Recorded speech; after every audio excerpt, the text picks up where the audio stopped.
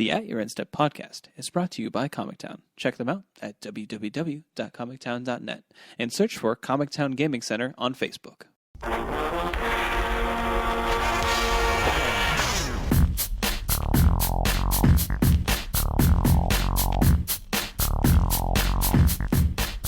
Hello, and welcome to At Your End Step. My name is Morgan, and I'm here with Dave. Hey, guys. And Mike. Hello. And we have a very special guest. None other than Sam Stoddard is here with us from Magic R&D. Welcome, Hello. Sam. Thank you. Glad to be here. We're glad to have you. We don't know how we tricked you to coming on, but we got him. It was me. Some form of club and a large sack was involved. Fantastic. I'm glad we purchased those things. I'm glad that worked out. They were investments. Dave And Nolan beat me in 2008 states, and I was He owned one. required by law to show up to all podcasting events after that. Fair enough. I wish it was the first time or the second time or the third time I've heard that story. Yeah. Actually, it was like probably 2010 or something. It was 09. I got the plaque. 09. Dave Yeah. likes to bring it up. He likes to bring it up every now and then. I have the plaque has No, been called. I bring it up not because I won, but because it was like that match was awesome. Like It was a I good don't know. match. It was. Game 3 was kind of anticlimactic, but the I'll first let- two games were pretty awesome. He relives it all the time. It's, I'm not gonna put in the the time machine noise or anything like that, or the memory noise we do for the flashback episodes. Yeah, So maybe we you could can like stop we could talking get all about the cards for past. those decks and we can replay the Oh, match okay. and see All what right. happens. No, So yeah. I mostly remember that tournament because I was playing Vampires, which was probably not the right deck to play, but it was fun. And I played against Turbofog in round 2. And in 2 straight games, I beat him with Sign in Blood. Nice. One game, I got him low, and then he just did something. I'm like, all right, Sign in Blood you 4 times. I killed him. And in the other game, that was actually the third game. The second game, I managed to deck him with Sign in Blood. That's pretty awesome. So that was a really nice tournament for me. I'm a fan of all those things. That's how you knew it was going to be a good Yeah, tournament. it's like, okay, well, Fair enough. deck Turbofog with Sign in Blood. Yeah. What could go wrong today? Running into Dave Nolan, apparently. Yeah. wow. All right, so our community segment's mainly going to be talking to Sam about what he does with Wizards and some questions that we got from the community. And then we'll talk a little bit about the GPs that happened over the weekend. And I'll also talk about the Pro Tour race since and the Hall of Fame voting, since those are certain things that are happening in the community that don't really fall under either or category. And then we have some wrap up at the end of the show, like we typically do. So let's go ahead and just get started with Sam. So, if you could, just give like maybe a brief overview for listeners who maybe don't know quite what you do at Wizards. So I am a game designer for Wizards. I am part of the Magic development team, which is kind of its final design and development.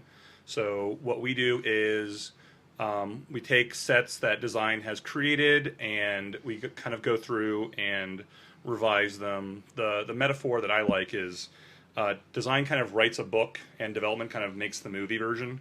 So it's not quite like just editing. There's a lot of things that have to change because we're kind of trying to meet everything in a certain medium. We have to balance the set for limited, for standard, for older formats. We've got a lot of working parts, so we do have to change a ton of stuff from what design gives us, but we're trying at the same time to meet up with what design's goals are and the kind of things that they're trying to accomplish, what they thought was fun. We're really trying to meet up to the expectations that they had when they created the set. So I do that. I work on a lot of smaller products, the dual decks. I work on promos. I work on a lot of like individual smaller things like that. Duels of the Planeswalkers, which actually just released today. Yep. Magic Duels Origins came out today. Had some work on there, and I've done some work on some of the expansions. Awesome. So it sounds like you have a pretty full plate over there at Wizards. Yeah, I am pretty busy. Awesome. So the next question that we have, Dave, if you want to take it. Well, the question kind of goes off of that. Sure. So when you're working on a set, how closely do you work with the designers to kind of keep the spirit of the card, even if you're changing some of the things on it? Like, is it like a back and forth thing, or is it just kind of here's what we got, and then you just go back to them? It sort of depends. One of the great things that we've started doing is design gives us a list of cards that they find really important. So they might say, okay, Like when I was working on Origins, I'm trying to think of some of the cards. Like Chandra's parents was a card that was important to design, and that design was important. They liked certain parts about that. Evolutionary Leap was a card that they said this is really important to us, and so when working on those cards, there's usually a lot of back and forth of like. Sometimes there's like this is this card we love, and it's like this is just not reasonable. Or it's like this card is like way too weak. We want people to like this card. We need to change stuff. So like for instance, Evolutionary Leap originally was look the top 3 and choose a creature that put in your hand, and it was like this just misses too much. It's just not. And they were fine with us, of course, changing it to being just automatically get one every time. But for those cards, it's really important to work with them. For a lot of cards, it is less important. I mean, we try to keep the spirit of things, but when we're trying to balance limited, if we change, okay, well, they had a Chapelgeist Sin, and we decided that we wanted it to be something different. I mean, we wanted it to be a 3/2 flyer instead of a 2/3 flyer. Well, okay, that's fine. That's not something that we have to go back to them kind of back and forth on. It's really mostly trying to keep the cards that they felt were very like important linchpins to the set intact, or at least trying to keep the spirit of them alive, and making everything else work around those. Okay, yeah, that makes sense. I didn't know about I guess them having like certain important cards that's pretty interesting.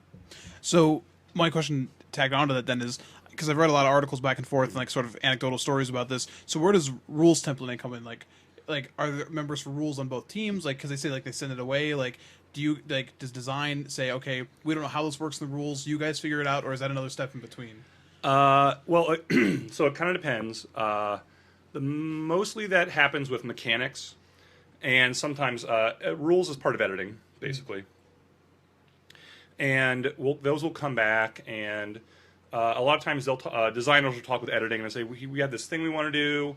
Will this work? And sometimes it's like, okay, it's not like, sure, we can get that to work, and it's not something that gets worked on right away. It's like not a big deal. Other times, like with Manifest, for instance, that was one that there was a lot of discussions with between the design team and with the rules about, okay, how do we get this to work? Because it's like clearly it just causes all kinds of like weird things, like what happens if I manifest a instant and then I blink it? Well, there's an answer, but that we have, but we sort of we know what the answer is, but something has to get written in there. What happens, when I manifest a double face card? Is it going to just come into play as like, if I manifest Huntmaster of the Fells, does it just come into play as Ravager of the Fells? And sometimes there aren't answers, and so editing, rules kind of says, okay, design can be at times very ambitious, and they'll go to editing and they'll say, okay, we have this great idea, and the rules people will say that doesn't work, that can't work, like everything is bad if we try to make this work, and they'll have to revise it a bit. But usually they don't rules doesn't do a ton with design usually, other than saying, well, these things we can get this to work, we can not get this to work, and then usually when it comes to development, there's a certain period of time where rules kind of lets us do our thing, and then they come back and say, okay, you didn't kill that, so I guess we need to actually do something with this now. Crossing our fingers, hoping it's gone. Right. Well, I mean, again, some of it is like there are things that are easy to do and things that are hard to do. Like you look at Origins, and Spell Mastery and Renown were very easy mechanics to do. That so editing would have said, okay, yeah, those are fine. Then the question comes back to me at some point when I'm the lead developer of, okay, how do you want Renown to work? Do you want it to be like the +1/+1 counter is the thing that tracks it, like what was that, Unleash, or do you want it to be that it's got like a subtype that it gets? It could get a creature subtype basically, or it could be just a status for the card. And so then I've got to make the decision about how I want that to work, and they incorporate that. Then of course there are individual cards that they have to combine and say, okay, how do you think this card works? How do you want this card to work? Because sometimes individual cards will kind of like break the mold, and then we have to figure out, well, we have an answer for this, but the one of the examples in Origins is Days Undoing, which does something that has never been done before, where you end the turn, but so the question is, if I have out Sphinx's Tutelage and I cast Days Undoing, do the triggers go on the stack or not? And there wasn't an actual like real answer for that. Like it was like, well, there's a theoretical answer, but it's never happened before because all the cards they end the turn didn't do that. So then it was like, okay, now we have to actually figure out what the actual interaction is. And so the actual interaction is that the triggers don't go on the stack because the turn's ended. But, editing does have to actually answer that. It's good to know. So if you get those 2 cards at your local pre-release, Right, you're not going to actually you're not just going to mill them out. mill them for 14. It's funny to hear that story too, because I remember when I first started the game, one of the first basic rules, like any insert you read was like rules kind of like this, but if a card breaks the rules, the card wins. And I remember like being a player, like how confusing that was. Right. Like now you can go like look it up essentially, but it's interesting to hear like the struggle on that side, because like even for a player, you look at that interaction and that's a logical question, like maybe this happens, and that's it. Like that's all you have. So it's it's interesting to see that discussion. We try to make cards as intuitive as possible, and for the most part, I think we do a pretty good job of like, well, I kind of can figure out how these 2 cards interact together. Often when things are brand new and never happened before, then it's just a matter of figuring out, okay, how should this work, and then we have to figure that out, and then of course make sure that Magic Online handles that properly, because Right. if it's just something that's never been done before, then it's kind of hard for them to QA it, go, okay, well, we played these 2 cards together, what happens? And it's like, well, we need to figure out what happens. Like another example where we'd have a big meeting about it was there was the card in I think it was M14 that Strionic Resonator. The one that copied triggered abilities. Yeah, copies triggered abilities. Okay, And I was like, okay, well, what happens when I cast a Banisher Priest and I double it? Like, how does it, when the Banisher Priest leaves play, do they both come back? Does one come back? Was it, there are all kinds of like, these kind of things will happen a lot, and then it's kind of on development and the rules team to discuss. Here's like the development will often say, here's what we need to have happen for power level. In that case, we have to make that work. And then it's like, well, the power level is not a big difference here. It's just a matter of like how the rules should what is the best way to implement this that makes everything in the world work, as opposed to like, well, we can't just say, well, we want this to work in some weird way that's going to break half the rules of Magic and have to rewrite like huge sections of the rules just so that, this one card does some weird interaction that we think is cute. It's like, no, that if it's a power level thing, we can work on the power level thing, but for the most part, rules has a lot of the ability to kind of just say, okay, this is how this works. If you absolutely need to work some other way, then we can try to figure out how to rewrite the rules to make that happen. Nice. All right. We've kind of sprinkled in some questions from some of our listeners here, so. Sticking with kind of like what you do at Wizards. So we have a question from Sam Foley here, and his question is, we know that sets are developed far in advance and have a great deal of testing involved, but how extensive is the testing for sets that will only meet for a few months? So something like Theros, Block, and Origins. And then there's kind of some more questions after that, but I don't know if you want to take that first. Sure, I'll take that first. So that would mostly come down just to future league testing, where for us the overlap would be, we are working in the future, but we release 4 sets a year, so essentially every set has about 3 months where they are the main set in the future league. And so for Origins and Theros, it'd be like not quite half of that time, but like a couple, so like a little under half the time is where you're really working with Origins and Theros, and then we have to rotate and start working on the next set, and so there'll be different overlaps there. But certainly that we are less focused on Origins overlapping with Theros, because that is the thing that's the least amount of time. Like, we want to, of course, make sure everything's balanced, fun, that Origins does good things when it comes out. There's obviously a lot of seeds for Theros that are trying to kind of make things that work, but if we miss something and Standard is really bad for 3 months, that's not as bad than as we miss something with a future set and everything's bad for the next 18 months. So Right. most of the setting, most of that testing for a set like Origins is for the set that comes out after it. Right. Okay, yeah, that makes sense. And I think going forward with the new block structure, it'll probably be less of a concern, I guess. Or I guess it might be more of a concern. Well, it's only more of a concern because we haven't quite gotten used to how we're doing it yet. So we're still kind of figuring out, okay, how does this whole two block rotation thing work? How do we balance for it? How do we set things up for it? And we've gotten really, really good at doing the whole 1 year rotation with 4 sets. And so now we're trying to kind of like figure out, okay, how do we get the rest of this to work? I think we have, pretty good ideas of how to make it work, but we are going to, of course, over time, kind of figure out what we did right, what we did wrong, and just iterate on that process until we get it to the point where it is working as smoothly as kind of the core set, using the core set to do reprints has been working for the last several years. Cool. And then I guess the follow-up to that is more just has to do with the Future League. Like, is meta testing done all within R&D, or is there a group of people that act as sort of a public beta to test or break future combinations? I think I know the answer to this, but Yeah, you can go ahead and take this one. It is just within R&D.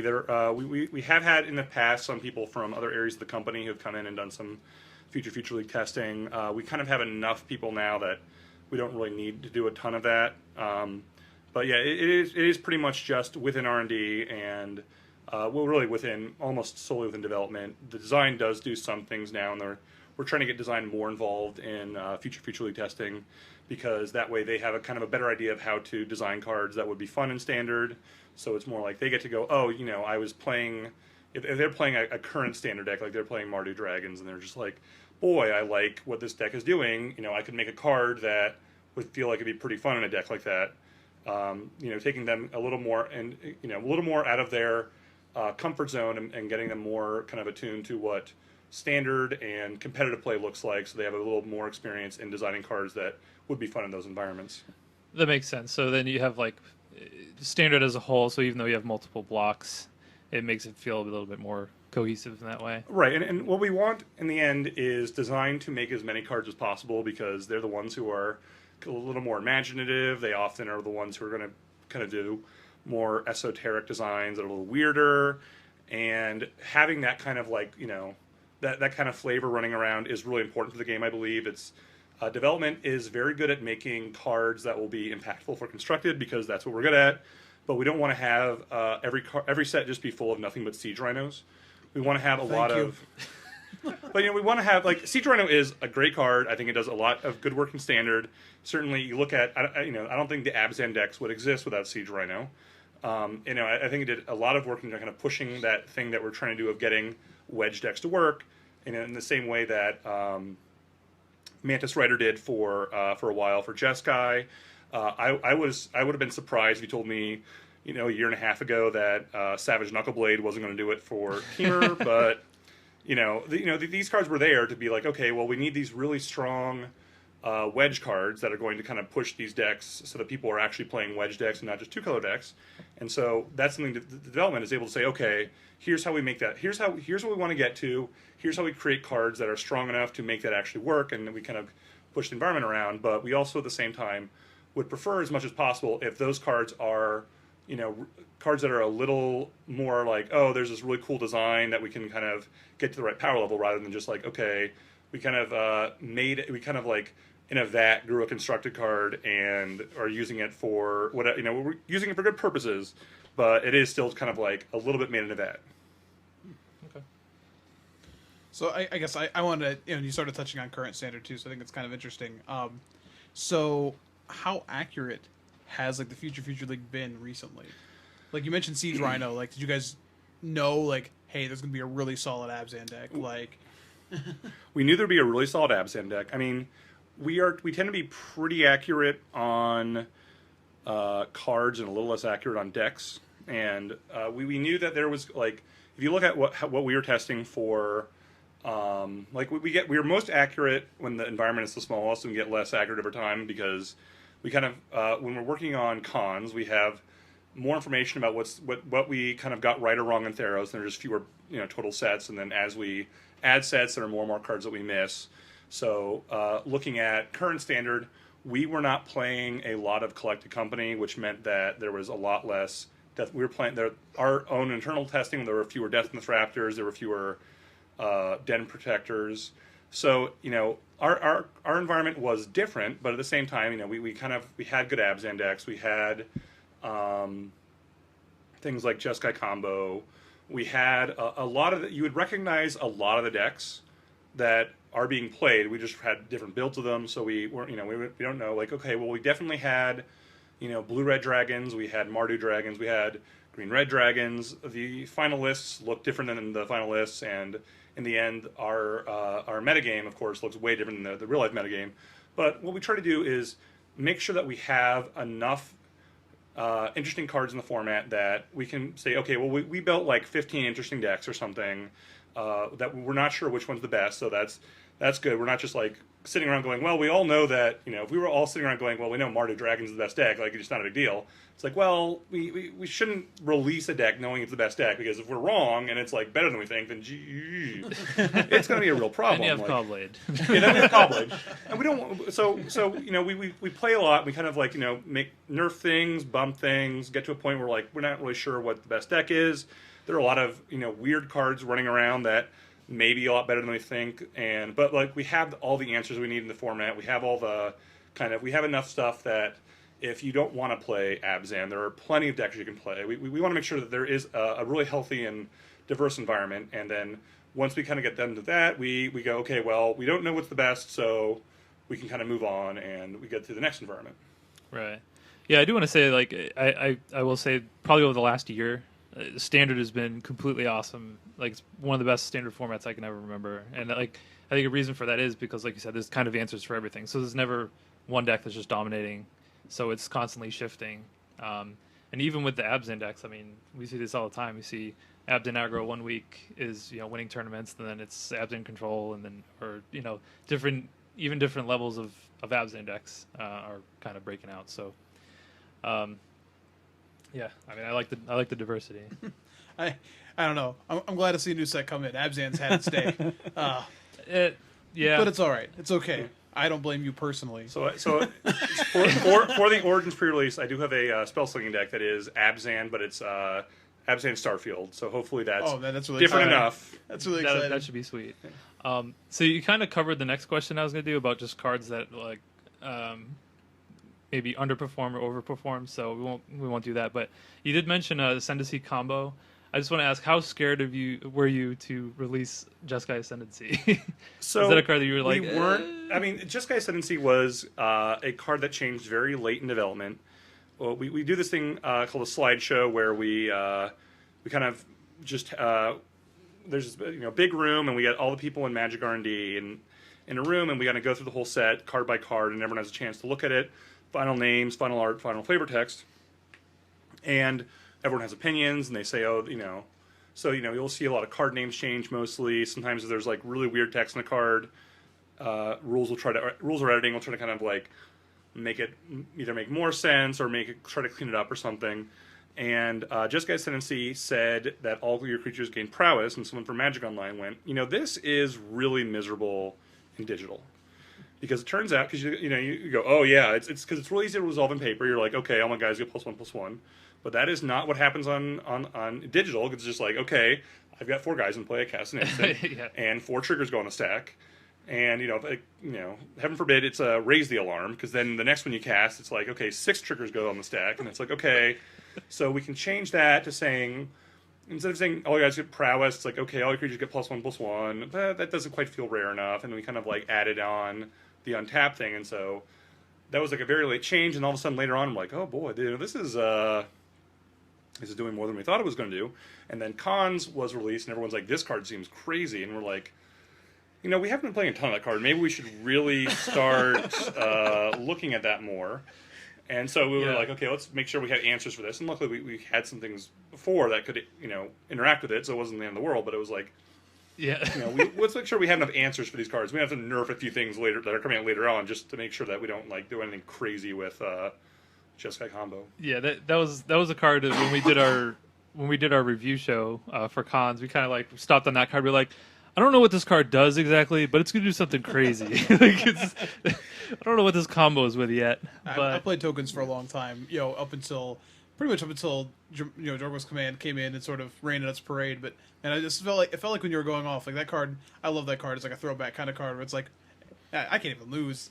So, but it is cool to say like you can say that, but then like your opponent just has the answer for it, and then like you're locked into playing sort of a subpar deck without it. So it's kind of cool to see that. Whereas I think in years past, like if I think back to formats I played that were terrifying, like Affinity, you know what I mean, or even like Callblade, where it's like a card like that, you would see a card like that, and it wouldn't be a clean answer or an answer that would be worth playing, and it would just be miserable. So I think that feel that you're talking about like the cards being the format being a lot more balanced is just really held true. It's really. And we do always want to make sure that we have something, even if it's not very good, running around the format. Like when we released Theros, we made sure to have one. It was pretty bad, but there was one spell that exiled an enchantment in Theros because it's like, well, if we're really wrong about the gods and they're way stronger than people think they are, at least there's something people can go to. And then as the block progressed, we started adding cards that were better at dealing with the gods. We didn't want to like kind of start Deicide. off Deicide. Deicide's real good at dealing with gods, as the name implies. But we wanted to make sure, we don't want to like kind of cut a set off at the knees by saying, okay, well, before the set comes out, we'll release some really powerful anti-enchantment stuff. That way, we make sure nothing's too good. We want to have something that's like, okay, well, here's what you can go to if this stuff is just way stronger than what we're thinking it is. So there definitely were answers for Jeskai Ascendancy running around, and it's like, well, people may or may not play these things, but if there's a card that's too good, that's an enchantment running around, people will play it, and certainly that has happened. Dromoka's Command is a card that we very intentionally had enchantment removal on it, so it has done its job where it had some modes that are pretty good, and all of a sudden it's like, well, there's enough enchantments running around, of course, with Courser and stuff as well, that the command part gets you to play it, and then that can kind of help out the environment. Yeah, it's sort of cool to see. Like there, you sort of have to like stand back and let the metagame do its work, and it's pretty cool to see it. It sort of do that. I'm sure for you, it probably feels good when like you see the metagame correct, and you're like, yeah, that's right, it did it. Yeah, there's always like the 1 week where you look at the top eights, and you're like, oh boy. There's a lot of like the week that there were just a ton of green-white decks that were the devotion ones. Yeah, the devotion ones, and it's like you're watching these matches where everyone's at like 400 life, and you're like, okay, I think we have stuff to deal with this. Let's find out. This is a little scary, and then because you're like, wow, if standard is just about being at 400 life, this is going to it's a lot. There's gonna be a lot of draws. This is gonna be really hard, and then. Obviously, the format, we have the tools, the format corrects itself, and it's like, okay, good. That wasn't the thing that everyone was doing. I love that these decks exist. I love that they're good. That we just don't want to get into a situation where it's like, oh, the thing that you're doing is like, we never want it to be like, okay, the best thing to do in standard is Turbo Fog. It's great when Turbo Fog exists. It's like, okay, that's a cool thing. You get to kind of spike a tournament because no one was expecting Turbo Fog. We just don't want that to be the thing where it's like, oh, there isn't an answer for the entire environment, so therefore that's the best deck, and that's kind of nothing can beat it. So we do try to make sure that there are answers for basically everything you could possibly do. I think it's interesting that Jeskai Ascendancy changed late, because sometimes like there have been cards that have changed late in development that did some bad things. Yeah, Skull Clamp comes to mind. That's the one. Skull Clamp, That's the one. Jit. Yeah. There have been quite a few cards that changed late. Jace changed late too. Are there any cards in Magic Origins that maybe changed we might want to know about that changed late? Well, the thing we try to do now is when things change late, we do try to not be like, well, let's change this late, but let's make it a little stronger. Like that, we've stopped making things stronger late. We're like, okay, Give a little push. we need to change this a little bit. Let's try to weaken it a little bit. That way, if we're wrong, it's great. So many people notice Woodland Bellower gets a non-legendary. Well, that's because Nissa had a different design. And then relatively late, she became a 3-mana card, and it was like, wow, this card is really good with Nissa. Yeah. It's like, okay, because like we were just playing the Bellower anyway. Then it's like, oh, turn 6. It's like, well, How many lands trigger Nissa? Oh, 7? Yeah. Oh. Bellower, Nissa, transform. It was like, okay, that's probably a little stronger than it's not fun that's the only creature you ever get with Woodland Bellower.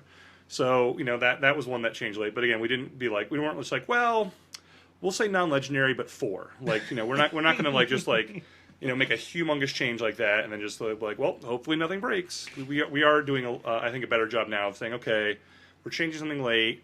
Let's try to be responsible about it and try to like aim it a little more conservatively than we would if we had actually had time to really do a lot of testing with it.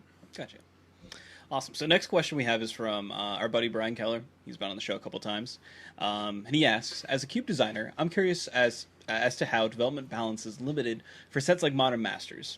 How are the archetypes chosen, and what's the secret of balancing them without the ability to make new cards?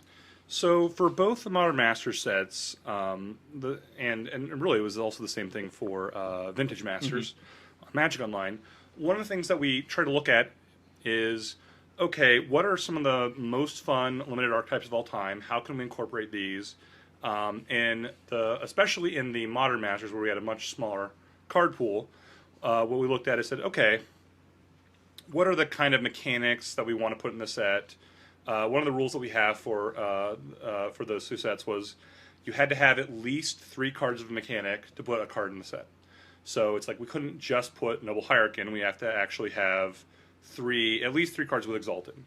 And that way it keeps us from just like having these weird rares that tell you to do something that's just totally not supported because we're like, well, we want this card in the set, but we don't want any other cards. Like, we don't want you to just have somebody open up the one Infect card and just be like, all right, well, I guess there's an Infect deck. And it's like, no, there's nothing there. And so what we try to do is figure out what the fun things to do are, kind of figure out what the overlap is.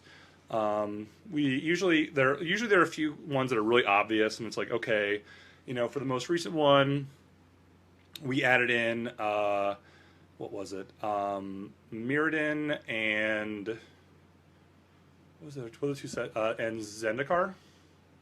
Yeah, so we look at those sets and say, okay, we try to, of course, focus on those first and say, what are the fun limited mechanics or limited archetypes there? And then kind of work around those and say, okay, because we want we want the Modern Master sets to feel different. We didn't want to just take all the same archetypes. And then we tried some stuff out. For instance, we were trying for a long time levelers with Proliferate. Like, Proliferate, we knew, well, this is really fun. We want to do as much as we can. We found there was definitely an upper bound for Proliferate, and levelers was that. Because Proliferate just doesn't do what people think it does. Because it says you target a creature, or target a permanent, or a player, then you choose one counter type on that, and you add one. And so we had like graft and level up, and people were like, oh, this is going to be great. I'm going to like double the counters on this. And it's like, no, you're not. Also, you can imagine tracking graft and level up together. It was not fun. It was like, okay, so many dice. there's just, we're going for a higher limit on the complexity in the set, but there clearly is an upper bound. We kind of hit that. So we tried to reduce that a little bit. But once we go, okay, we know we want Proliferate. So a lot of the set was built around that. Then, like, Black-White was Infect for a while, and Tom Lapilli, who was the lead developer of it, he was having some problems with that, didn't really like it, and moved it to Spirits. And so we kind of figured out, okay, well, we'll put some of these, like, Soul Shift in here, and then we have this cool thing where you get a Soul Shift Nameless Inversion, and that was a lot of fun. So that's kind of how, and then we kind of just iterate on it and say, well, usually we can pretty quickly get to like 6 or 8 of the 2-color pairs that are like pretty fun. Then it's a matter of figuring out what the last few are and what we can do to build like overlaps so that you can kind of like draft these decks that are not all super on rails, but at the same time there's enough kind of like interesting linear stuff going on that you can just have like the awesome Proliferate deck or whatever. It's kind of funny you say Nameless Inversion. The card's getting like a second day in the sun, with Modern Masters and seeing some play with Silumgar Scorn. It's like a little card that could. Awesome. So next up, JP Adams asks, this set is your first as development lead, if he recalls correctly. Mm-hmm. What were some of the challenges you experienced specifically as lead developer of the set you weren't anticipating from being on previous development sets? Sorry, my stutter stop of asking that question was a bit rude, but. So yeah, this was my first lead. In the past, for the last several years, everyone's first lead has been a core set. Obviously now it's going to change, but no more core sets. But yeah, I had been on a lot of sets before this, including I was on Dragon's Maze, Dragons of Tarkir, M15. I was on this, and then this was my fourth set. So it already kind of had a lot of experience working on different sets, and then it was a matter of kind of taking all the things I've learned and trying to like improve on areas that I felt looking at other sets that they might have not done as well at, and kind of looking at the design handoff and figuring out what I thought could be improved on that. Before anyone leads a set, they spend a ton of time working on their sets, and in some ways, being a Magic developer is a lot like an apprenticeship program. I mean, there's a lot of hands-on work. There's a lot of kind of tribal knowledge that we're in meetings, we talk about. There's wiki pages that we have that are put together that kind of explain just a checklist of like, here are some of the things that you have to do. Here's when you do limited balancing. Here's when you kind of organize all the cards in your file. Here's when you kind of talk with people in the FFL and make sure that the set is like kind of doing what it needs to do for constructed. So there's a good template to tell you like, okay, here are all the little things you need to do. But at the same time, pretty much every set that you work on is doing something new, and a lot of it is on the lead developer there to make sure that whatever the new thing is a thing that is being accomplished, is actually coming through. You don't want to have a set where design has this really cool new thing, and this is going to be the awesome thing, and that's a thing that doesn't really work. You want the new thing to work as much as humanly possible. Where, when cons came out, part of it was wedges. This is the first set we have based around enemy wedges. We have to make sure, as the developers, and the lead developer of that set, Eric Lauer, of course, one of his jobs is to make sure that wedges come through. That it's not just like, well, we printed some enemy wedge color cards and then Standard just didn't care about them. Dragons of Tarkir, similarly, the dragon thing had to come through, and there was a lot of work to make sure, okay, well, we were going to make these Dragon Lords pretty powerful, and they are very, very, very powerful cards, but at the same time, like, I think that, when Dragons came out, that really was a cool thing, that these are, cards that you don't normally see as constructed cards, as these, kind of big legendary dragons, that were all of a sudden really important cards in the set, and really important cards for Standard. Yeah, I think it's got to be sort of like the like that's got to be like the Magic version of like the baseball dream, right? Like, where the kid dreams of being like, it's bottom of the life, 2 outs and they hit the home run. Like, you're the guy who's like, this card's gonna exist, and like as the lead, like that, you get to kind of see that through. So I feel like Saturday, like Friday and Saturday, could be pretty special for you. Oh yeah, yeah, because there's just a lot of little stuff in the set where, as the lead, you spend a lot of time just like looking at it, the set, and kind of going through it and mulling over ideas and just trying new stuff out. And there are a lot of cards where I was just kind of sitting around one day and I went, all right, so like I was like sitting around, I was trying to, there was a hole for a white mythic, and I was like, well, what if we just had like kind of an opalescence type card? And so I was talking to some people, and I came up with the idea about how to make Starfield Nicks. And I was like, well, what if we just had this card? It was like, returned enchantments, and then they animate it, and that way it gets like a win condition too. And just like kind of out of nowhere, this card all of a sudden came to exist, and then I put it in the file and had to move it from 3 to 5 mana because WoW was a good at 3 mana. Sometimes you try late changes. That was a very early change. That was like okay, turn 2, I'll commune with the gods. Turn 3, I'll cast this. Turn 3, commune, get the Starfield. Oh man, that's then you're like Starfield.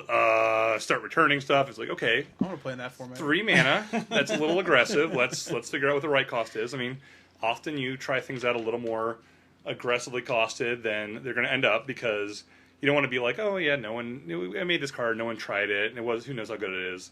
You always want to try things out a little more aggressive, but that 3 was a little too aggressive on that one. So I'm gonna go out over here, I guess, a little bit, Dave. But I actually had that card written down very specifically. So like, I guess on the cast here, I'm like the Vorthos guy. Like, I love the flavor. And this set, it seemed, you guys really like everyone overall embraced this idea of like sort of top-down flavor, not like individual card, but like set top-down. So I like Starfield Nicks is one I thought of like immediately. Like this is a card that's really, really like from a card like perspective, like this is Theros, like this is Theros, which is sort of like even odd for a player, seeing as like we were just there, and like this card feels like it embodies all of Theros. Obviously, it being with all the cards from Theros represents a bit of a danger. But I was wondering what the flavor perspective, like you said, you just kind of said like, okay, this Opalescence card would be cool. So when does that become Nicks? When it go, like where's the marriage of flavor to that idea? Well, that one in particular was just started off as Nicks because when I thought about it, I was like, no, Opalescence card to me was Starfield Nicks. I was like, oh, that's like the Nicks Starfield thing. That's what's going on there. Other cards got their flavor later. Like when you look at, for instance, Archangel of Tithes and Unholy Hunger. Archangel of Tithes kind of started off out I just had an angel, and creative was the part. Creative kind of said, oh, well, what if we made that the angel that had Liliana's headpiece, and then we create another card in the set, which is a removal spell, which has Liliana killing that angel and getting the headpiece. Did not even know that was happening. Yep. I knew the Unholy Hunger was her getting the headpiece, but I did not realize Archangel. Just blew my mind. That's awesome. Yeah. So this set in particular, a lot of the story for this set, and more so than sets that were kind of done before it, but going forward, there's going to be more of this. A lot of the story is kind of written earlier, and the creative department is very good about kind of creating a lot of documentation. Everyone kind of knows what's going on, and so I had really good guidance from the whole creative department, especially Ari Levitch, who was the kind of creative rep on the set, of knowing, okay, here are all the stories that are going on, and kind of reading through all those and figuring out, okay, what do we want to represent? And they had things they wanted to represent, and they would say, okay, well, can we have a thing that is like Kithian's Irregulars? And it's like, okay, we can make a card like that. One of the cards we added to the set because of this was they actually had art for Nissa's Revelation. They said, can you figure out how to work this into the set? And I said, yeah. And then, luckily we added Scry as an evergreen keyword because that card was starting from the art, that card was really hard to come up with. It's like, okay, it's like Nissa, and it's this thing where she is searching, and then she finds, she's searching around, and she finds this mountain that has Emrakul in it, and she sees it, and it just blows her mind, and she turns into a planeswalker. Well, that is a really hard to kind of like top down to do, but in the end, I'm really happy with how the card ended up. It really, I think, tells the story pretty well. And what we try to do is, as much as possible between design, development, and creative, is work in a way where creative is talking, of course, initially to design, and they're saying, here are the kind of things we want to show, and design is coming up with stuff, and creative is figures out how to kind of like make those into better flavor fits, and then comes to development, and development, it is on development as well to make sure that all the things that are important to the story are still being kind of hit upon. And we've had a lot of advancement in the creative area over the last year. I know Jenna Helland wrote an article about how moving forward we have these just much more rich stories we're trying to tell, and we have a lot more resources. And I looking forward. Yeah, I'm really excited. We really have great plans, and the creative team has done a lot of work to really make sure that we are showing the story off, we're showing the characters off, we're showing these things very, very well, and we have the resources to make sure that these things are going to appear on cards in a similar way in Origins. I mean, you really can follow a lot of the stories.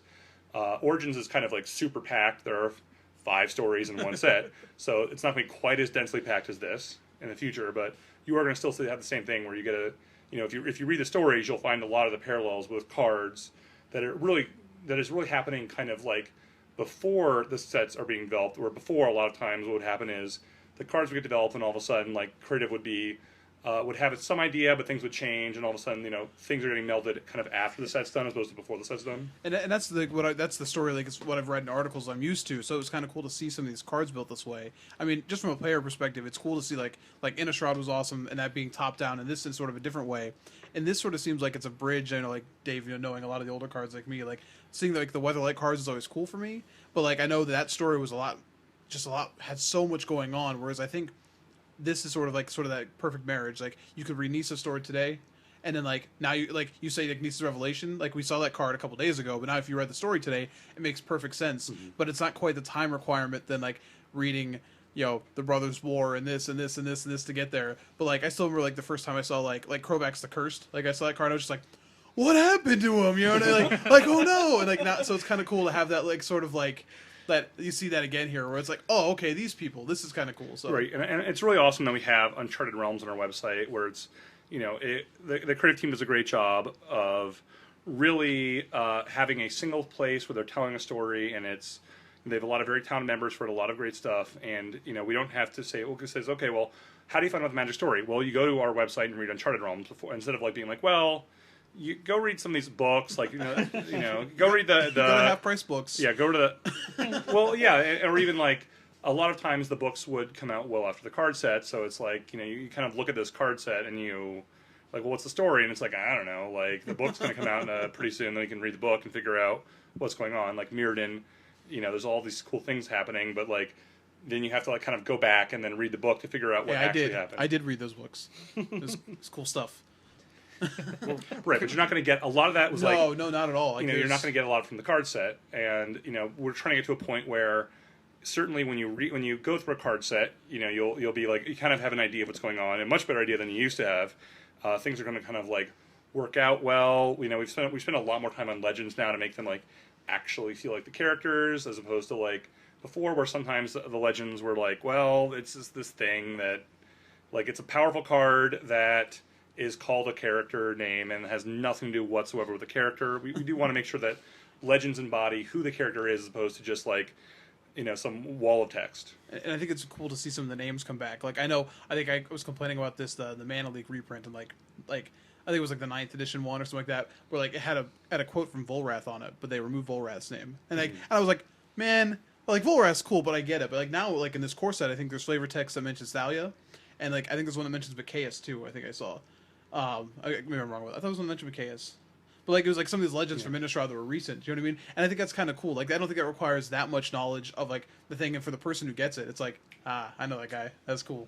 So I mean, heck, there's flavor text that mentions Jai Ballad. That's awesome. So that's pretty cool too. Just like Wink or something for getting her as a planeswalker sometimes. All right, so knowing that Magic Origins is going to be the last core set, did you feel I guess not even you personally, but just kind of design and development, did you guys feel any like added pressure to make this a more memorable set? I think there was less pressure on the whole like last core set thing than there was on, okay, this needs to be, we're kind of trying to do new stuff with story, and this needs to be a launching point for that. Like we are kind of trying to do a thing that we're telling a story. We wanted to really show these characters' origin stories off. This set needs to be doing that if we're going to be doing that in the future. There were certain things about the last core set where, like, part of the reason Goblin Pile Driver's in the set was because, A, I like the card, and B, we were kind of, like, talking about phasing out protection, and it's not going to be totally dead now. It's, like, more like, well, we'll use it occasionally, but... Deciduous. Yeah, right. I think Mark said deciduous is the word I believe he used. And it's like, well, if not now, when? It was kind of like, well, I wanted a card...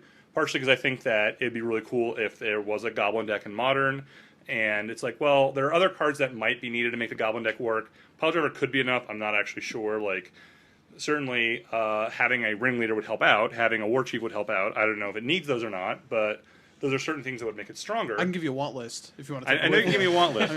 Lackey would help out too, but Prospector would be sweet. Oh. Right, but it's like, well, those can be added later. There's like, it's really hard to ever add Pile Driver again, and that was the card where it's like, yeah, this is definitely the deck. Definitely would be better if it had Pile Driver.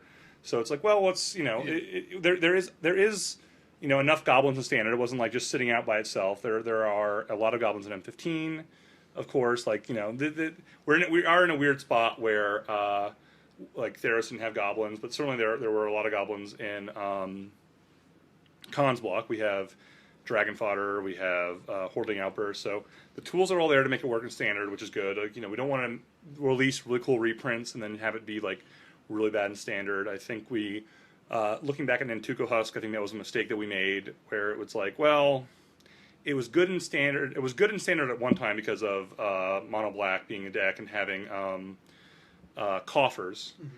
It got reprinted in an environment that was just not, it wasn't very good in, and all of a sudden it was like, everyone remembers this card. Instead of being a very fond memory, it's kind of like, oh, that was the card that just doesn't really work. Call the Herd did this, horribly in Time Spiral, where it was like, such an iconic, awesome card people loved, and then it got reprinted in Time Spiral, and everyone was super excited, and it was like, not this time. It is not good this time. And then we don't want to do reprints that are like, get people excited and then are just traps, because it's like, yeah, Magic's it's just not going to work out. So I do think that, the reprints in the set, we wanted to make sure there were enough things that were kind of old, iconic, and fun, but nothing that was going to just be like, well, we're putting it in here because people like this card, but it's just not going to do anything. I mean, I think it's fine to like throw a card out there. Like I said, like the Pile Driver is like an iconic card.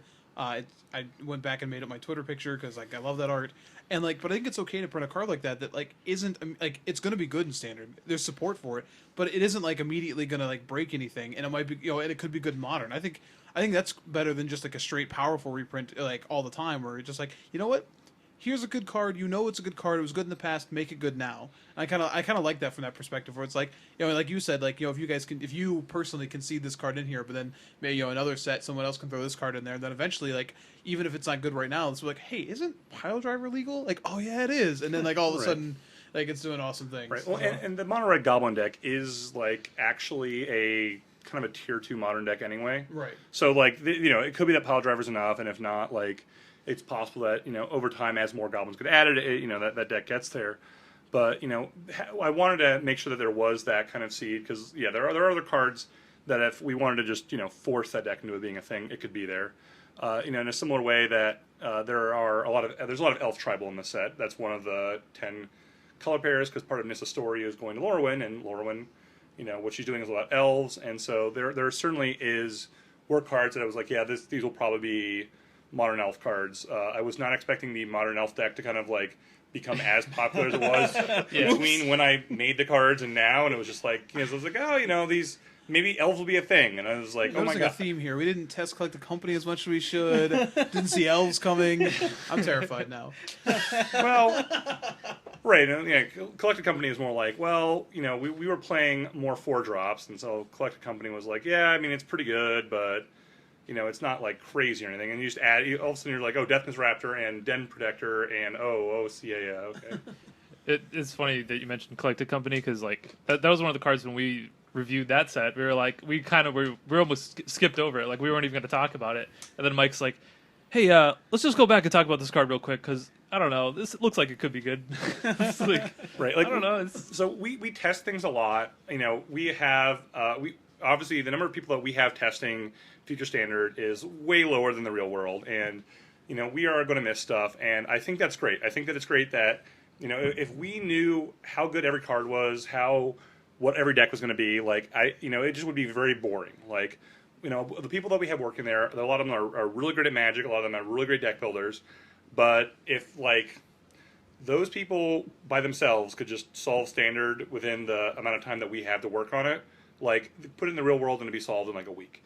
And so we want to make sure that we are always going to miss things, which is good, because it's like that means that there is enough stuff going on that hopefully that the amount of time it takes to solve Standard is longer than the amount of time that Standard is the kind of the format. So it's like if it takes ideally if it takes 6 months to solve Dragon Standard, that's fine. If it is solvable, if it takes 6 months, that's fine, as long because it's only legal for 3 months. Awesome. Makes sense. So we have another question from a fan, and this one I think probably has got a chuckle out of you more than anything. Ronnie Coopersmith asks, "Why no Serum Visions?" You've had so many chances now. You have Modern Masters. Now we have Scry's Evergreen. Still didn't get it. What gives? Everyone is asking that. That was we knew we didn't want a lot of cheap cantrips in Standard. Part of that is Jeskai Ascendancy, Monastery Mentor. Yeah. This certainly was not a time where we wanted like just you draw a card. It was like, there's nothing wrong with you draw a card. That is a fine card. You draw a card with some upside is fine. Having that in the same environment where it's just like there's a lot of, at the time, like again, Mentor and Jeskai Ascendancy being the two major ones of like, okay, well, we're clearly not going to put that card with these cards. I played that deck with Defiant Strike for a little while because I was so desperate for tap one mana draw a card. So I get it. At the same time, also, I mean, this set required.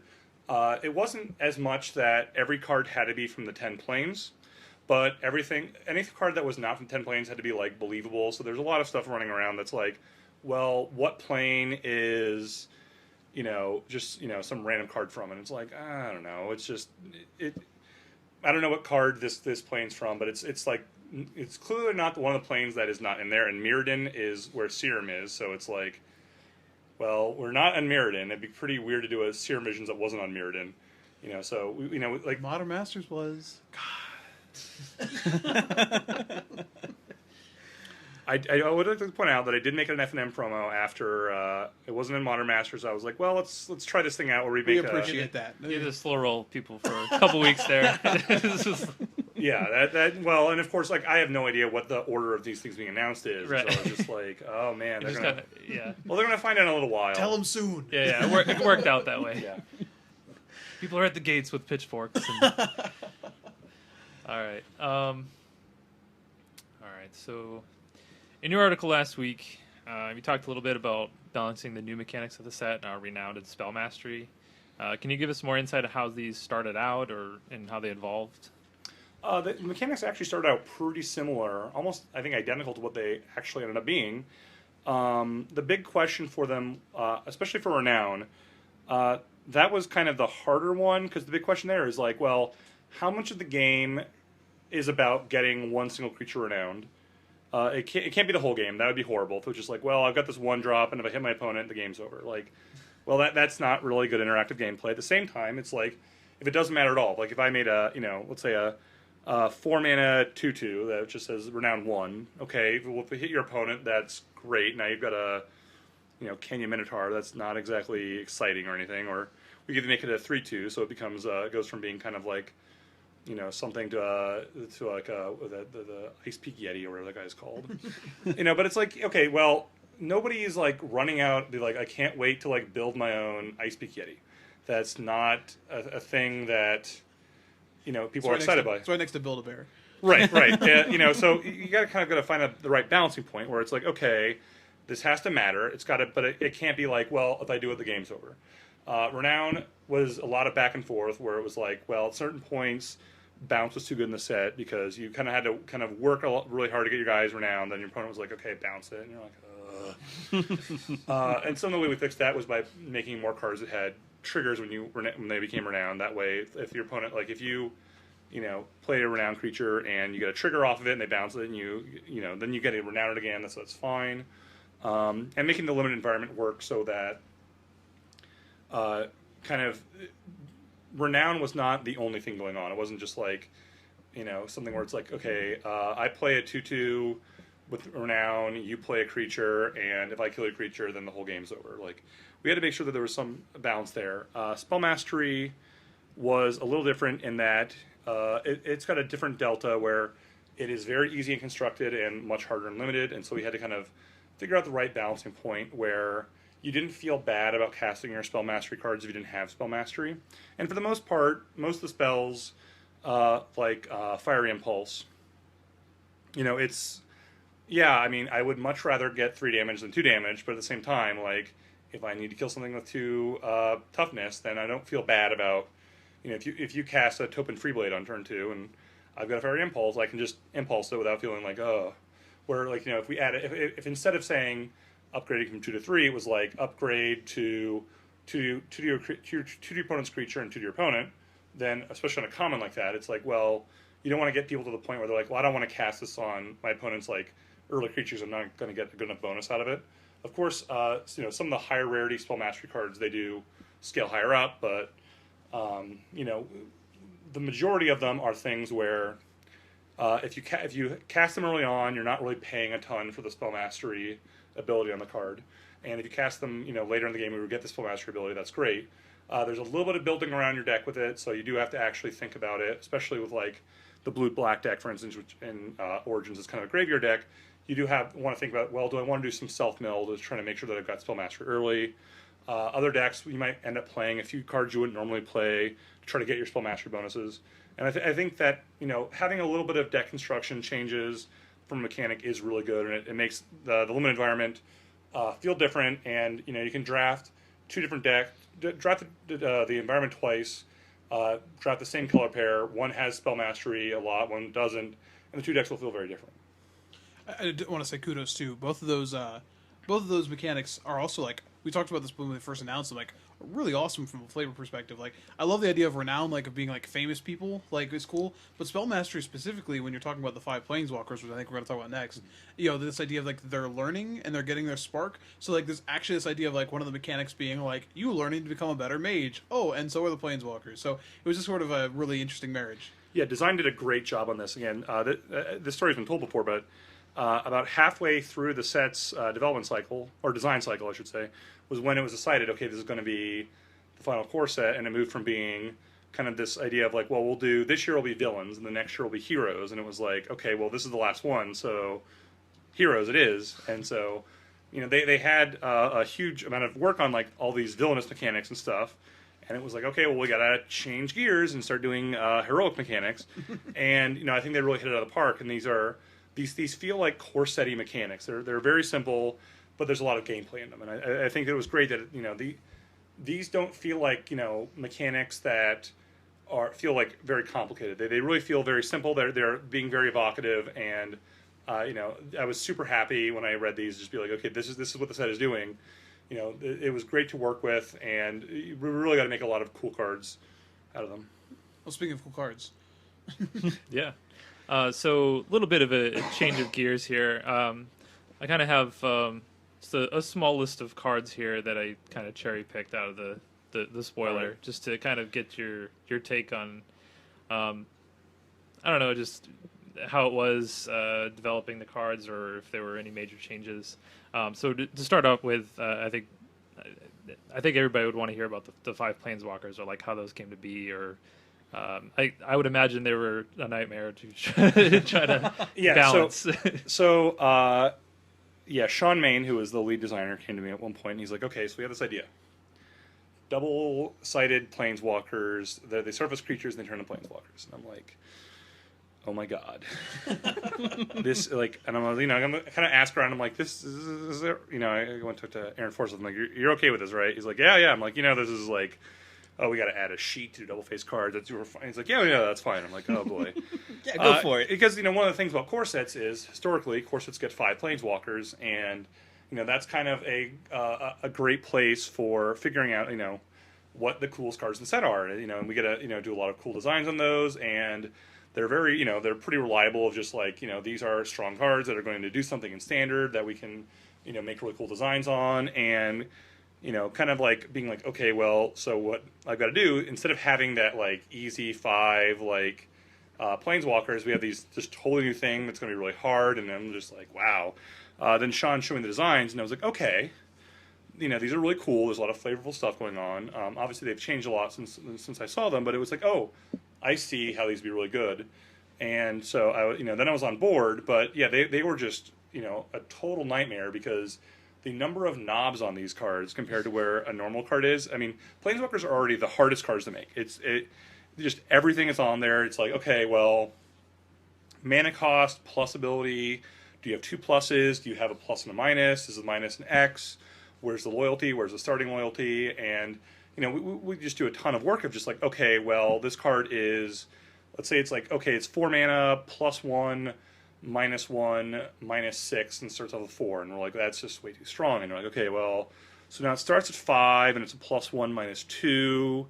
And, you know, there's a lot of changes where it's like, okay, well, we'll just basically double the loyalty, double the minus, and, you know, then all of a sudden everything changes for the card. So if you take a card that's like +1, -1, minus like 6, and it starts with 3 loyalty, and you're like, well, what if we start it with, you know, 5 loyalty and make it a -2 instead? Like, that's all of a sudden, instead of being able to do it 3 times, you only do it 2 times, but at the same time, like, it survives creatures a lot better. And so, you know, yeah, they just have so many knobs. And here it was like, okay, that's half the card.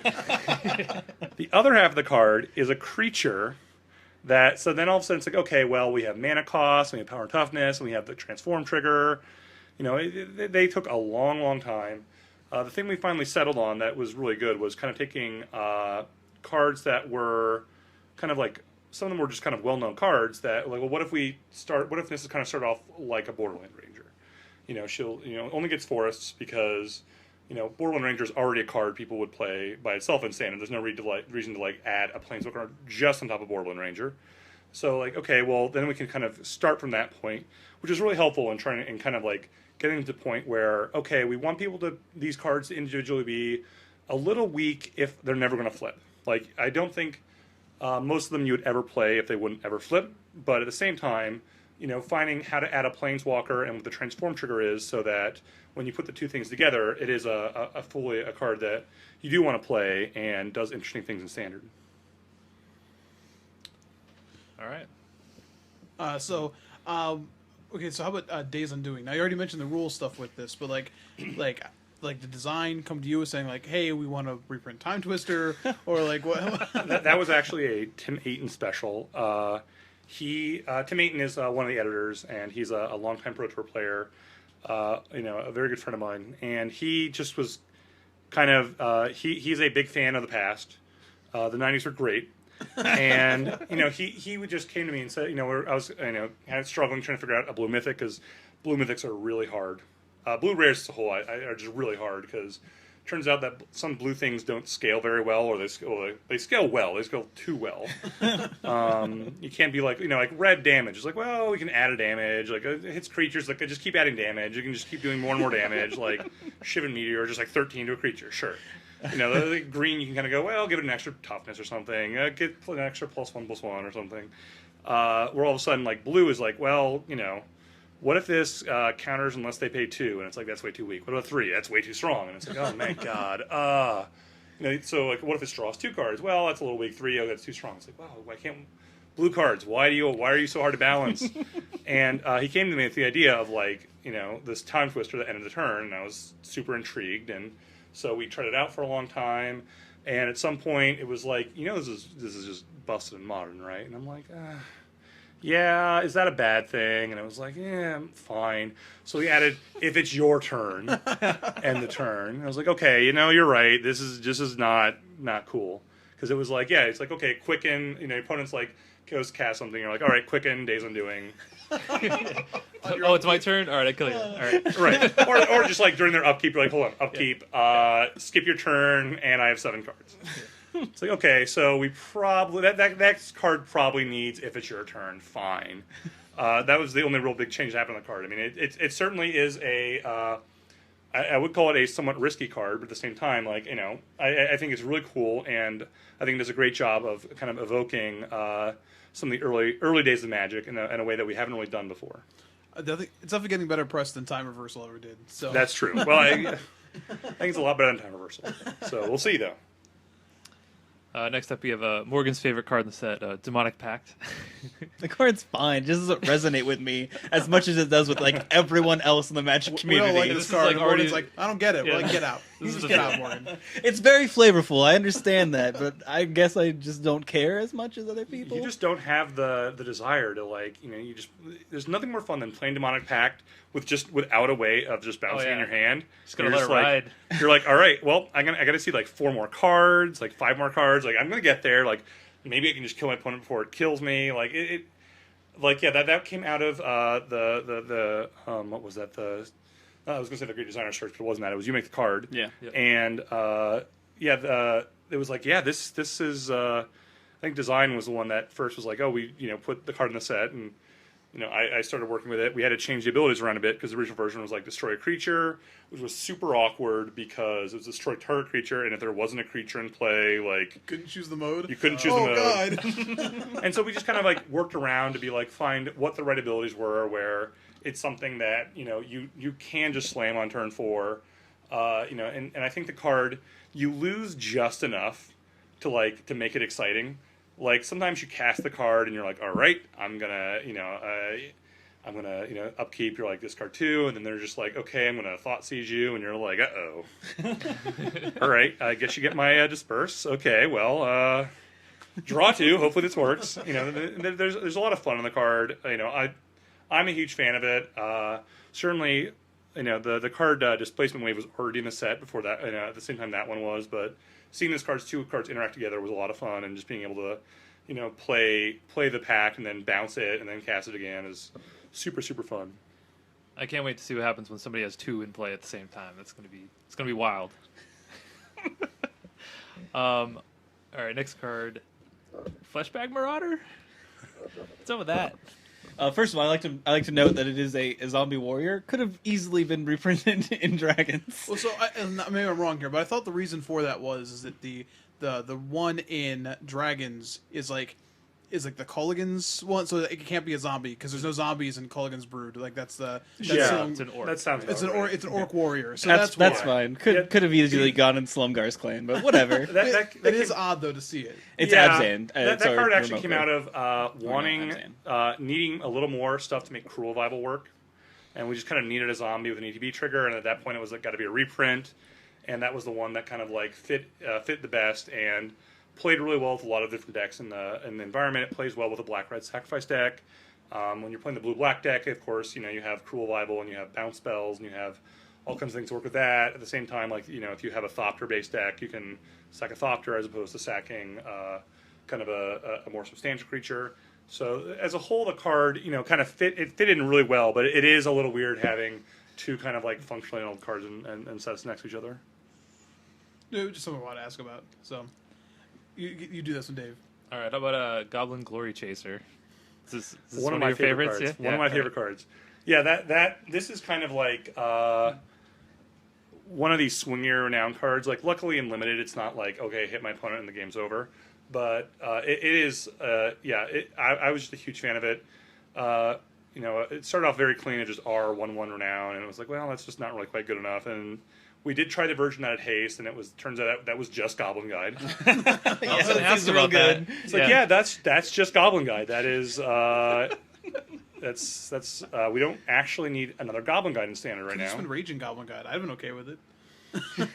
Yeah, turned out it was like, this is just more than we currently need in Standard. We don't need to, we don't want to like have like the only red decks for a couple months. So, Menace, when we decided Menace had been in the set as Evergreen, and adding Menace to it was the point where it's like, well, it's not quite interesting enough if it's like R11 Menace and with Renown. So having it get Renown on the getting Menace when it's Renown was the kind of thing where it's really good on, obviously you played on turn 1, but like later in the game it makes for interesting decisions where you can attack with a larger creature and your opponent could just kill the Glory Chaser, but they want to block the Pile Driver instead because they don't want to die. And then all of a sudden you have a Menace creature. Yeah, you want to keep attacking with it, but no, Yeah. you can't have Zergo and then just Zergo and Goblin Guide in the same that. I mean, yes, it would be fun for somebody. yes, To be like, yep, I get to play this awesome deck and just beat everyone with it. But like, then they just have to play the mirror matchup constantly, and certainly there are a lot of cards that can always be stronger. And it's a matter of figuring out what the appropriate level is where it's like, okay, this is something where it's interesting and fun, and some decks are going to play it, as opposed to just being like, well, every deck that, if you're playing red, you just have to play this card and there's no other question. yeah. I guess the next one up is the elephant in the room, Honored Hierarch. This seemed to be a card that has inspired some vitriol from the community. Yeah, Honored Hierarch is probably weaker than we had thought it was at first. I know originally it was like a 2-mana 2/2 that when it hit your opponent, you got a mana the next upkeep. We tried some other versions of this card. Ultimately, it is not as powerful as Birds of Paradise. I'll give you that. Rats. Yeah, but I still think that it is a card. It's a little swingier than I think a lot of people are like. But I think it is a card that it has a place. It does something interesting. Certainly, if you do actually hit your opponent with it and get it renowned, it is pretty strong. So we'll see what happens with it. The question I know when we printed it, a lot of it was trying to figure out how it would kind of interact with people trying to cast multicolor spells, and that is just a really powerful ability, especially with all the all the cards and cons. So we'll see what happens with it. Yeah, it could find a home most Right. certainly. I mean, people like mana elves, so That's play. true. Now this is a card actually that I didn't really know about until I read Nissa Story today, but the Great Aurora, because I wasn't around. Well, I was around, but I wasn't playing Magic during Moorwing Block. So You were alive though. I was alive. Okay. I'm Be not clear. just I'm not just a 27-year-old baby. Right. I'm more excited about this card than most. Dave is on record saying that this is Time Spiral. It's the green time spiral. We disagreed vehemently. Yeah. Yeah. This came out of the desire, of course, to show story off and to make sure that there were cool things going on. And part of Nissa's story was that, kind of the end of Nissa's story was that the Great Aurora happens and she leaves Lorwyn, and so I wanted to have the opportunity to kind of make a card that represented the Great Aurora. I thought that'd be awesome. This came out. One of the things we do is an internal hole filling, where we kind of have ideas and we send it out to the whole company, and people who work on other areas of the game get the opportunity to design Magic cards along this time at the same time. Where it also goes out to all of R&D. And this particular card was signed by Gavin Verhey, and it was just kind of like, well, I don't know how you would do the Great Aurora, but everyone design a card that you think it would do, and we kind of get it without any of the names who submitted it, but that was the one where I was like, oh yeah, that is a really cool effect. And I talked with Mark Rosewater to make sure that he was okay with it being in green instead of red, and he kind of said, okay, well, if it's the Great Aurora, it makes sense as green. Like, it kind of got a flavor passed for a little bit on that. But yeah, to me, it is a really cool thing where it does the kind of warp worldy type of thing, but in a way that is maybe a little different, and you get a little more benefit as the green deck of having kind of a lot of permanence and getting a lot of lands in play, and then trying to do something cool with it. Yeah, I was sort of surprised that it wasn't green-black. Now, I grant just because of what it's like flavor-wise, what it's doing to Lorwyn and doing there. Obviously, this brought probably not a black effect, so it makes sense. Right. But it's sort of that struck me as sort of like it's like, huh. But some of these story moments are just really really interesting, and that one being one like it's like, it was pretty cool. So, so were there any other cards like specifically in this set that like went through a drastic change, or like that you could think of something like give us a good story?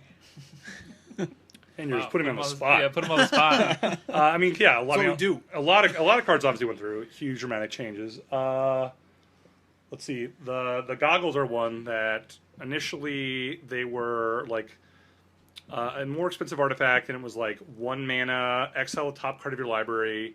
If it's red, you can play it until the beginning of your next turn. And it was, the problem was it was like, the design idea of that was, well, we want this card that represents Chandra's Goggles, and it's going to be like, it kind of goes into a red deck. And the problem was that it was just kind of like a worse Outpost Siege for the most part. And, I kind of talked to design about it. I was like, well, this is, we already have this card, Outpost Siege, that is just doing what this card is trying to do.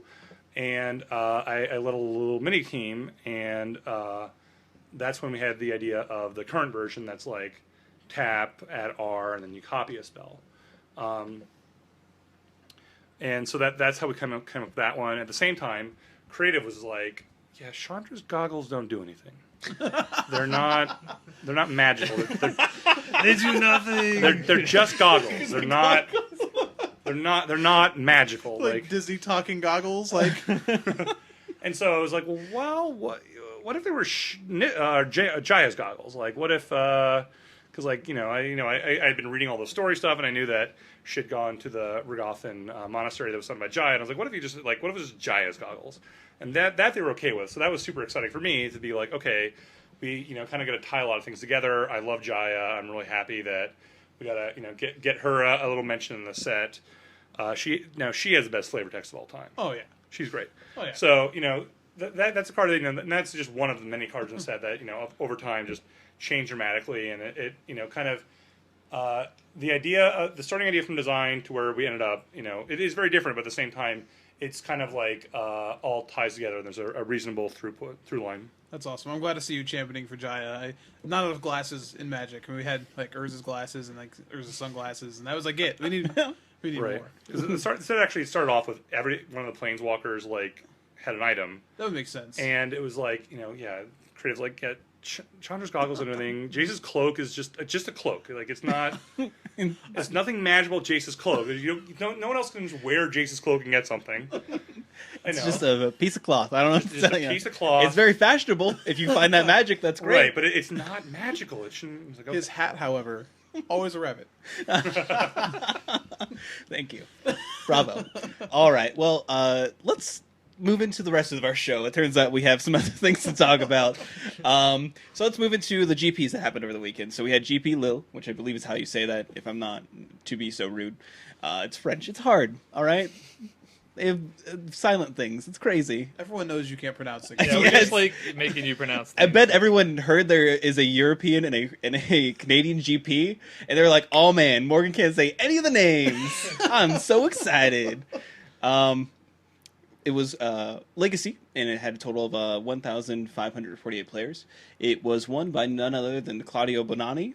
I just believe is how you say his name, right? Am I good on that one? Yeah, it looks good to me. Sure. I think so. With Miracles. And this was the 4X Monastery Mentor version, which is sort of a newer iteration of the deck. There was an old school, if you will, version that was also in the finals, piloted by now. How do you say his name? Olivier Ruel. Olivier Ruel. Old school player too. So Hall of Famer.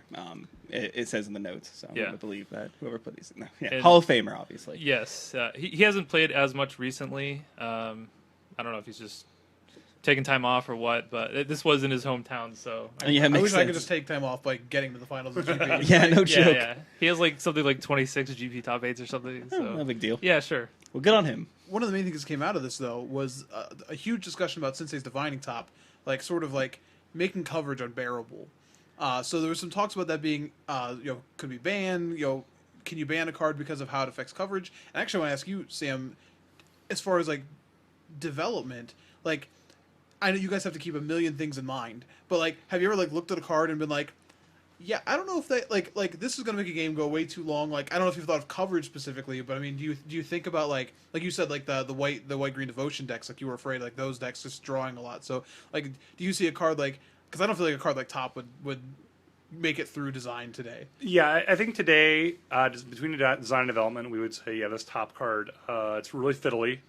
Just like, like we would change something about it.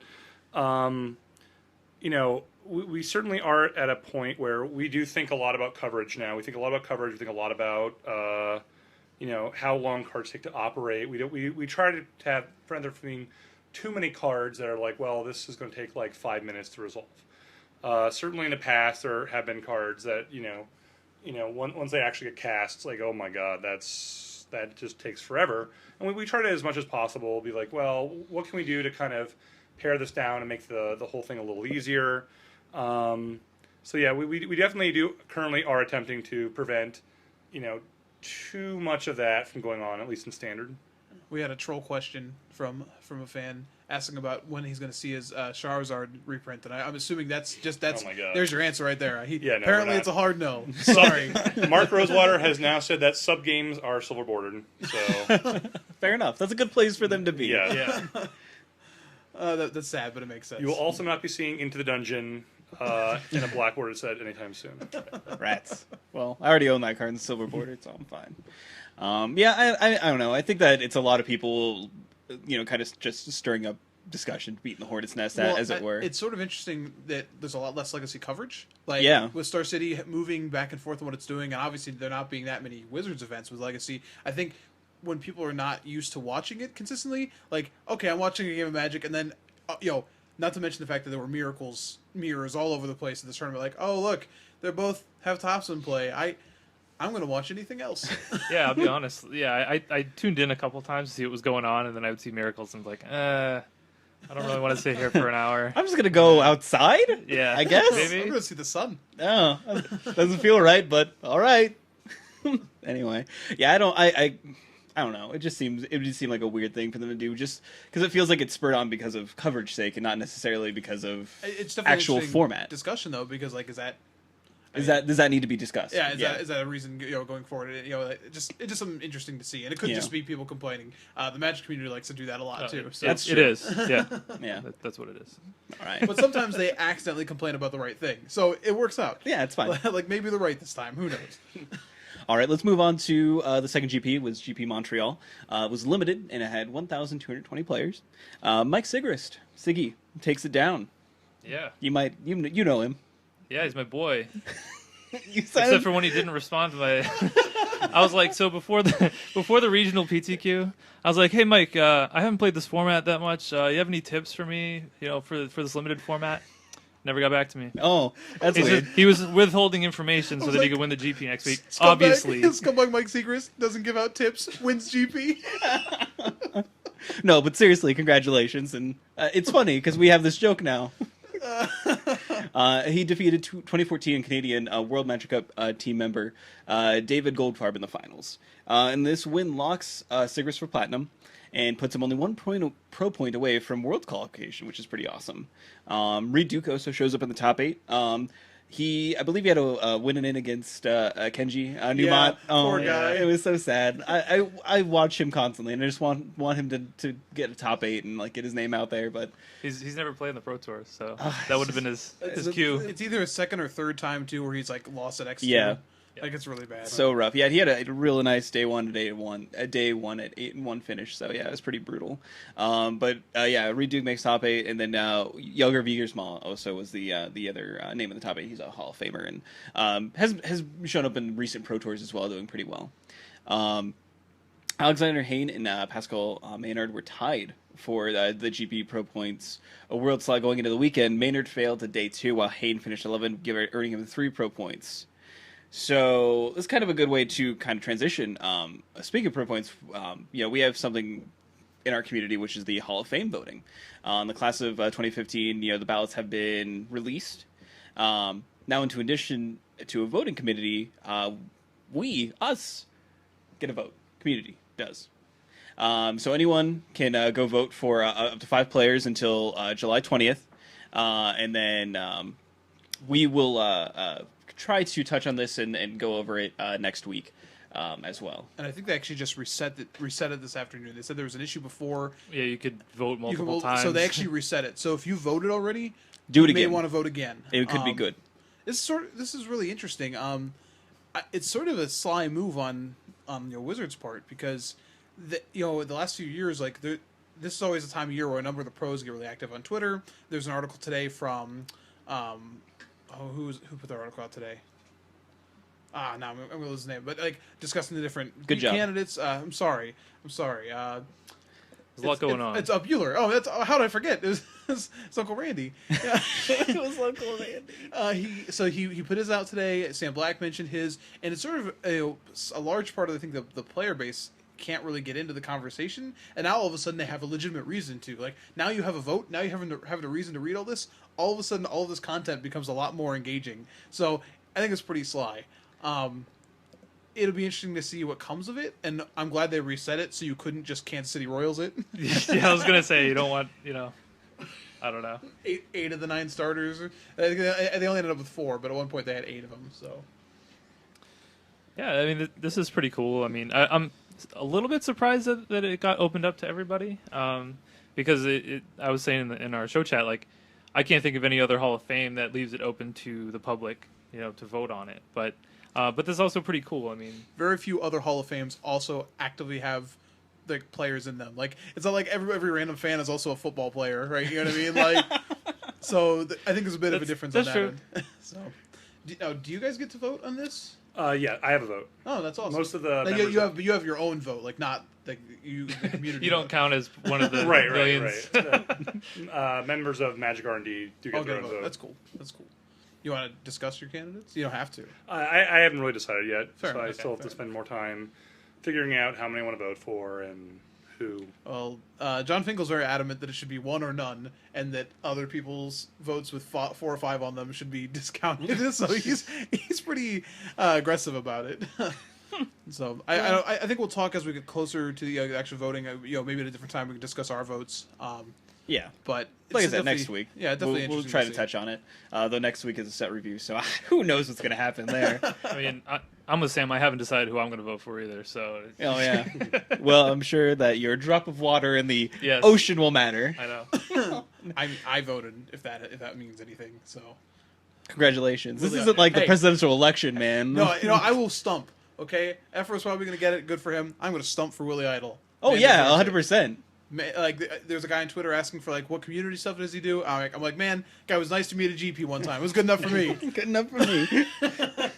Vote for Willie. He was nice to me. He let me beat him with an Acroan Colossus at the Pro Tour, so I'll take it. Oh yeah, that's a good story. I don't know if he let that happen, but it happened. So. So you should feel bad for him and then vote for him. Oh, He's saying he okay. can't help himself. He just goes back to all the old war stories. It's true. That's what he Yeah, does. I got nothing else. Sorry. All right. Well, let's wind down here, get up to the wrap up here. So we have just a few things to touch on. So Magic Duels was released today for iOS devices, and it was on the tablet last time, and it was previous iterations, I believe, and this is the first time it's been on like iPhones and stuff like that. So that's pretty awesome. So you can go on your iPhone, download it, and this will be like basically Magic Duels will kind of be a platform, from what I understand. So. Anytime they release new sets, you won't get a new app, you'll just get an update, basically. I'm not sure how everything works out with that. You'll have to investigate a little bit more, but I have it on my phone, and I plan on checking it out once we get done with the podcast. Also to note, the Holiday Cube is back on MTGO from July 8th through July 22nd. So that's pretty awesome. Definitely fun to draft. Mike, you already... Drafted today. Killed my opponent in first round opponent 2 consecutive games by flying double striking my Boros Reckoner with my Ajani and my Elspeth. I had a really fun time. I had a really fun draft. Sounds fun. My response was LOL white cards. I played And with blue Cube. cards. I had Lightning Bolt and Snapcaster in my deck. Okay, I had legitimate cards. All right. Those are real. I'll give you those. Very popular in Modern. And then we also have awesome pre-releases this weekend. So Comic Town obviously is having a huge amount of pre-releases going on. So they have the midnight Saturday event, basically. So the Friday night event. Those ones are always hard to announce. It's like, oh, it's technically Saturday, but don't show up Saturday at midnight. I don't know. Anyway, so we have the midnight event. It's a $30 entry fee with no cap. And then we have the 10 a.m. Saturday event, single player, 64 player cap on that, $30 entry as well. And then a 4:30 p.m. two-headed giant event, which is 60 per team. And it's 32 team cap. And then the last one is going to be a 5 p.m. single person, $30 entry fee with 64 player cap. And Sunday we have a 10 a.m. Sunday and then a 4:30 p.m. Sunday. Both of those are single player 30. And then the 10 a.m. one is 64 player cap. So as we mentioned, Sam, you said you'll be there spell slinging with people.